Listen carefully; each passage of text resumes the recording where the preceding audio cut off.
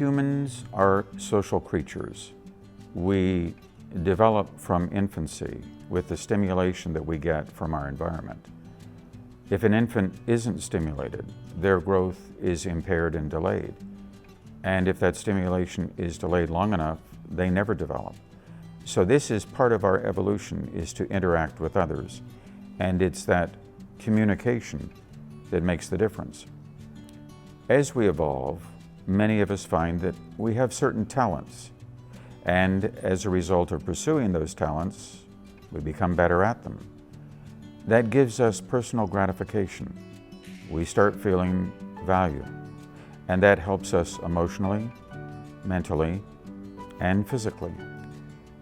The real reward goes beyond that. It's when you have a talent and you're able to express that to another person, because now both benefit. You get the feedback of that talent being worth so much more to you as you physically grow. On the other side of the coin, the person receiving that gift of your talent could be stimulated to recognize that talent as being important, whether it be a painting, a dance, whatever the talent is. Maybe to the point where they want to pursue that talent for themselves. And so this is a supportive structure that we as humans have for one another. We give, but at the same time, we receive, and it builds over time. I've used this quote before, but there was a 1969 TV series called Marcus Welby, MD. Robert Young was the main character who played the role of the physician. And in the first episode, he gave a talk to a group of just graduated physicians about medicine and being a practitioner. And at the end of his talk, he summarized it by saying, "We don't treat fingers or skin or bones or skulls or lungs. We treat people, entire human people."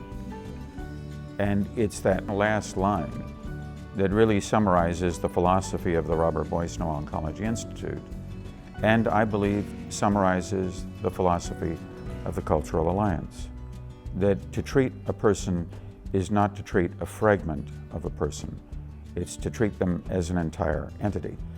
There was a study done many years ago, and the study looked at a group of patients who received counseling or supportive interaction versus no interaction at all.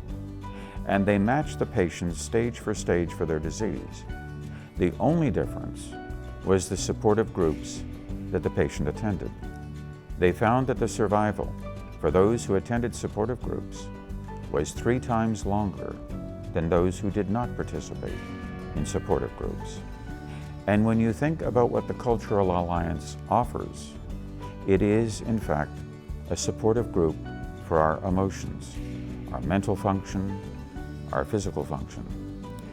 And so the philosophy of the Cultural Alliance and that of the Robert Boisneau Oncology Institute literally dovetails together. We're going to provide the optimum care medically for the patient, but our other responsibility is to complete what Robert Young said: we treat entire human people. Robert Boisneau, who is my high school best friend, died of cancer in his early 20s. I know that he would want to be treated like a whole person.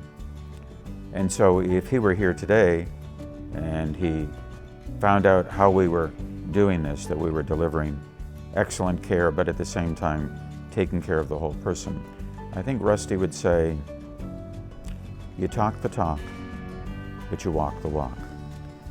And to MCA, I want to say the same thank you.